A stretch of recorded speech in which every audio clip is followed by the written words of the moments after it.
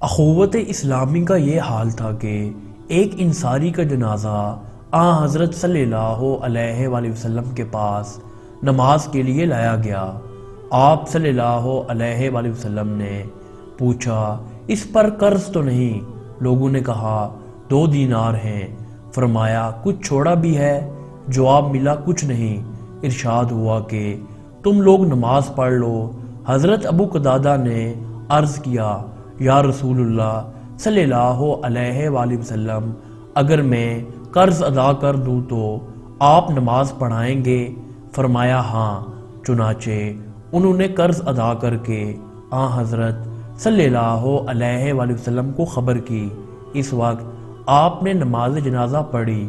ایک مسلمان پر ان کا کچھ قرض تھا، جب یہ تقاضا کرنے جاتے تو وہ چھپ جاتا۔ ایک روز گئے تو اس شخص کے لڑکے سے معلوم ہوا کہ گھر میں بیٹھے کھانا کھا رہے ہیں۔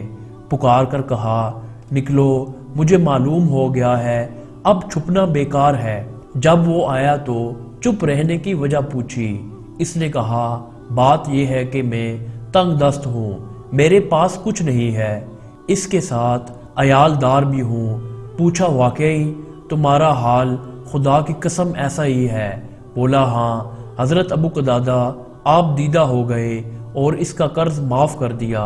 حضرت ابو بکر صدیق نے جب مرتدین کے مقابلے کے لیے لشکر بھیجا تھا تو حضرت خالد بن ولید کو لکھا کہ وہ مالک بن نویرہ کی طرف جائیں۔ انہوں نے کسی وجہ سے مالک کو، جس نے اسلام قبول کر لیا تھا، قتل کر ڈالا۔ حضرت ابو قتادہ کو یہ بات اتنی ناگوار ہوئی کہ انہوں نے بارگاہ خلافت میں عرض کیا کہ میں ان کی ماتحتی میں نہیں رہوں گا۔ انہوں نے ایک مسلمان کا خون کیا ہے۔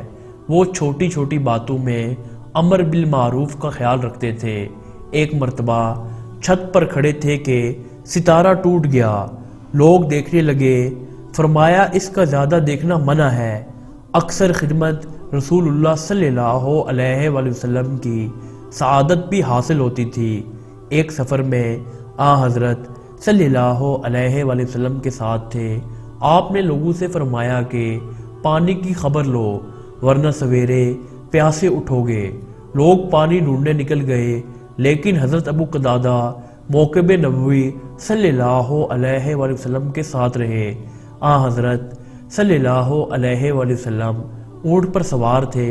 جب آپ صلی اللہ علیہ وآلہ وسلم اونگ میں کسی طرف جھکتے تو یہ بڑھ کر ٹیک لگا دیتے۔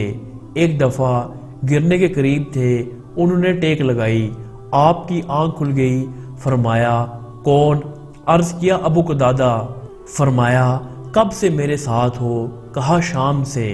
آن حضرت صلی اللہ علیہ وآلہ وسلم نے دعا کی، جس طرح تم نے میری نگہبانی کی خدا تمہارا نگہباں رہے۔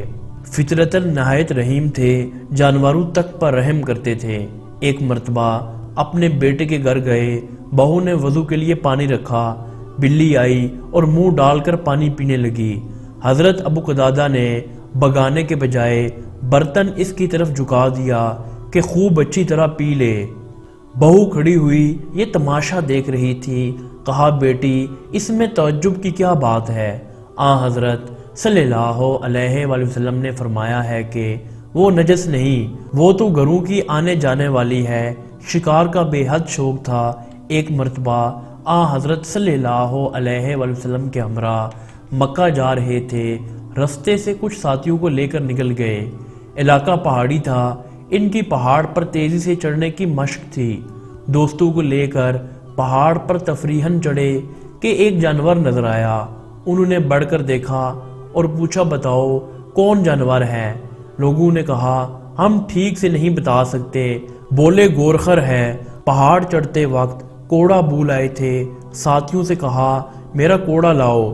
یہ لوگ احرام باندھ چکے تھے، اس بنا پر شکار میں شریک نہیں ہو سکتے تھے، اس لیے خود نیزہ لے کر کورگر کے تعاقب میں روانہ ہوئے اور اس کو شکار کر کے ساتھیوں کو آواز دی کہ اس کے اٹھانے میں ہاتھ بٹاؤ، لیکن اس میں بھی کسی نے مدد نہ کی۔ آخر خود اٹھا کر لائے اور گوشت پکایا۔ لوگوں کو کھانے میں بھی تعامل ہوا۔ بعدوں نے کھایا اور بعض معتذر رہے۔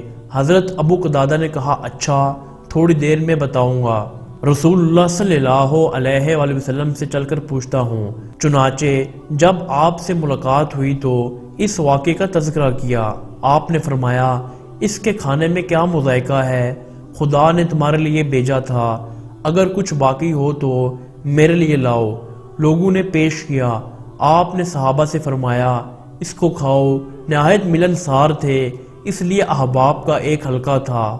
حدیبیہ میں جب آن حضرت صلی اللہ علیہ وآلہ وسلم کے ساتھ مکہ جا رہے تھے تو رستے میں دوست احباب ہنستے اور مزاح کرتے جاتے تھے۔